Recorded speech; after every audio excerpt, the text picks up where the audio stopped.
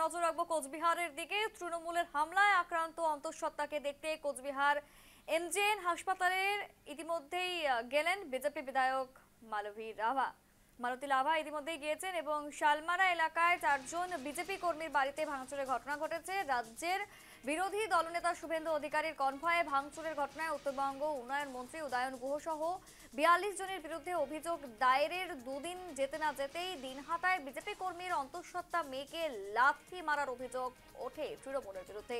যদিও তৃণমূলের পক্ষ থেকে অভিযোগ অস্বীকার করা হয়েছে। এদিকে এই বিষয়ে তার মা জয়ন্তী বর্মন জানিয়েছেন যে তৃণমূলের কয়েকজন দুষ্কৃতী তাদের বাড়িতে ভাঙচুর চালায়। ভাঙচুরে বাধা দিতে গেলে তার অন্তঃসত্ত্বা মেয়েকেও মারধর করে দুষ্কৃতীরা। অন্তঃসত্ত্বা মেয়ের পেটে দুষ্কৃতীরা লাথি মারে। এবারে এই নিয়েই তাকে দেখতে হাসপাতালে পৌঁছেছেন কোচবিহারে তৃণমূলের ইতিমধ্যেই যে ঘটনা ঘটেছে মারধরের ঘটনা এবং তার বিরুদ্ধে কিন্তু সুর চড়িয়েছেন এবারে বিজেপি বিধায়ক, এমনটাই কিন্তু উঠে আসছে।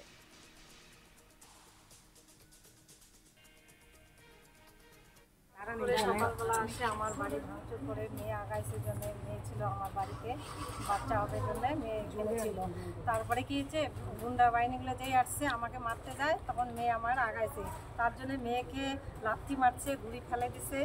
তারপরে মেয়ে পেটের ব্যথায় খুব অস্থির, আমার মাথায় বন্দুক ধরছে, আমার যা ছিল ভাঙচুর করতেছে। আমার মানে মেয়ের যে বাচ্চা হবে 20 তারিখে সিজার করবে না কি করবে, তার জন্য আমরা 1 লাখ টাকা তুলিয়ে রাখছি, সেটা টাকাও নিয়ে গেছে।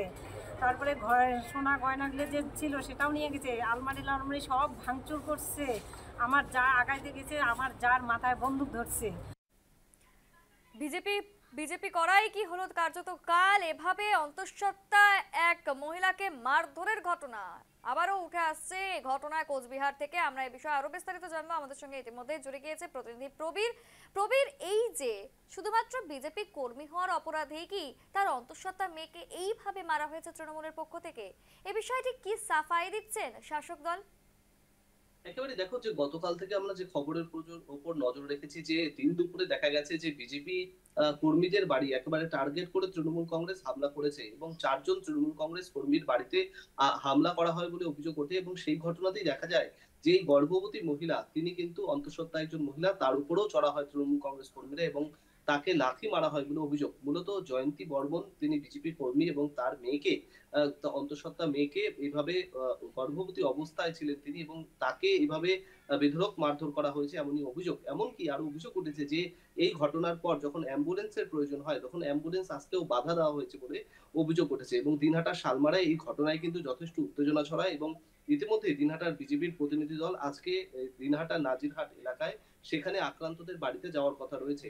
এবং মূলত তোমাকে জানিয়ে রাখি যে বারংবার কিন্তু দিনহাটা জুড়ে এইভাবে সন্ত্রাসের অভিযোগ উঠেছে এবং যত নির্বাচনের দিন বছর ঘুরতেই 26শে নির্বাচন এবং নির্বাচনের দিন যত এগিয়ে আসছে ততই কিন্তু এই ধরনের অশান্তি আরো বাড়বে এমন কিন্তু আশঙ্কা করা হচ্ছে। এবং মূলত তৃণমূল কংগ্রেস কর্মীরা দল বেঁধে গিয়ে এই 4 জন, নাজিরহাট 2 গ্রাম পঞ্চায়েতের 4 জন বিজেপি কর্মীর বাড়ি টার্গেট করে তারা হামলা করেছে এমনই কিন্তু অভিযোগ। এবং সেই একজন বিজেপি কর্মীর পরিবারের একটি মেয়ে কিন্তু এরকম অন্তঃসত্ত্বা ছিল এবং তারপর সে অসুস্থ হয়ে পড়লে তাকে কিন্তু রাতেই কোচবিহার এমজেএন হাসপাতাল মেডিকেল কলেজে ভর্তি করা হয়। এবং ইতিমধ্যেই বিজেপির বিধায়ক মালতী লাভা সহ বিজেপির মহিলা নেত্রীরা তারা কিন্তু এই আক্রান্ত অন্তঃসত্ত্বা মহিলার পাশে গিয়ে দাঁড়িয়েছেন এবং ইতিমধ্যে কোচবিহারের বেসরকারি হাসপাতালে তার চিকিৎসা চলছে এবং রাজ্য নেতৃত্বরাও এই বিষয়ে কিন্তু তার খোঁজ খবর নিয়েছে। পাশাপাশি পুলিশের ইতিমধ্যে ভূমিকা কি? পুলিশ কি কোনো রকম পদক্ষেপ গ্রহণ করেছে? তদন্ত কি শুরু হয়েছে? দেখো, ইতিমধ্যে এই ঘটনার কিন্তু তদন্ত শুরু হয়েছে এবং ইতিমধ্যেই এই পরিবার তারা কিন্তু অভিযোগও জানিয়েছে এবং পুলিশের উপরে চাপ তৈরি করতেই মূলত বিজেপির প্রতিনিধি দল, যেই প্রতিনিধি দলে বিজেপির বিধায়করাও আছেন, সেই প্রতিনিধি দল কিন্তু আজকে দিনহাটা নাজিরহাট এলাকায় যাওয়ার কথা রয়েছে এবং তারা কিন্তু সেই আক্রান্তদের পরিবারের পাশে থাকবেন। তবে এখনো পর্যন্ত অভিযুক্তদের কিন্তু গ্রেফতার করা হয়নি এবং পুলিশ জানিয়েছে ইতিমধ্যে গোটা ঘটনা তদন্ত চলছে, যে কারা আরো জড়িত রয়েছে এর পেছনে তা কিন্তু পুলিশ খুঁজে বের করার চেষ্টা চলছে। পাশাপাশি এই ঘটনা তো প্রথমবার ঘটছে না। আমরা দেখেছি বিরোধী দলনেতা যখন গিয়েছিলেন তার কনভয়ে হামলার ঘটনা ঘটে, এরপর বিজেপি কর্মীর অন্তঃসত্ত্বা মেয়েকেও ছাড়েননি, যেমনটা অভিযোগ উঠে আসছে তৃণমূলের দুষ্কৃতীরা। এবারে সাধারণ মানুষ কি বলছেন, তারা কতটা নিরাপত্তাহীনতায় ভুগছেন? একেবারে দেখো, এই ঘটনায় কিন্তু রীতিমতো আতঙ্ক ছড়িয়েছে, কারণ যেভাবে বিজেপি কর্মীদের বাড়িতে টার্গেট করা হয়েছে এবং বাড়িতে দিন দুপুরে ঢুকে গিয়ে একেবারে আসবাবপত্র থেকে শুরু করে টিনের বেড়া, টিনের ঘর ভাঙচুর করা হয়েছে, লুটপাট করা হয়েছে বলে অভিযোগ উঠেছে, যাদের মধ্যে কিন্তু বিজেপির একজন মহিলা পঞ্চায়েত সদস্যও ছিলেন এবং আরো দুজন কিন্তু বিজেপি, আরো ৩ জন বিজেপি কর্মী ছিলেন।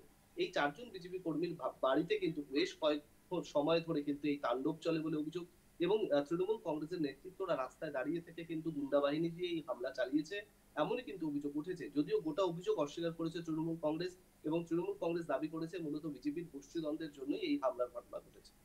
ধন্যবাদ। আমাদের সঙ্গে প্রবীর জুড়ে গিয়েছিল প্রতিনিধি কোচবিহার থেকে, এবং এই ঘটনায় আবারও কিন্তু জোর জল্পনা শুরু হয়েছে এবং একে অপরের ওপর কিন্তু দোষারোপ করতে ব্যস্ত তৃণমূল এবং বিজেপি। বিজেপির দাবি তৃণমূল হামলা করেছে, কিন্তু সমস্ত অভিযোগ অস্বীকার করেছে তৃণমূলের সাফ দাবি যে বিজেপির অন্দরকলহের জন্যই নাকি এই ধরনের ঘটনা প্রকাশ্যে এসেছে। যদিও সমস্ত বিষয় তদন্ত সাপেক্ষ, পুলিশ পূর্ণাঙ্গ তদন্ত শুরু করেছে এবং তদন্ত থেকে ঠিক কি উঠে আসে এখন কিন্তু সেটাই দেখার।